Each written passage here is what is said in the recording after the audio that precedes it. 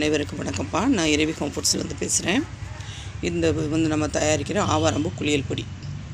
இந்த ஆவாரம்பூ குளியல் பொடியில் நம்ம என்னென்ன சேர்க்குறோம் அப்படின்னா, பாசிப்பயிறு, வெட்டிவேர், பூலாங்கிழங்கு, குறைக்கிழங்கு, ஆவாரம்பூ, ரோஜா இதழ், வெண்தாமரை சேர்க்குறோம்,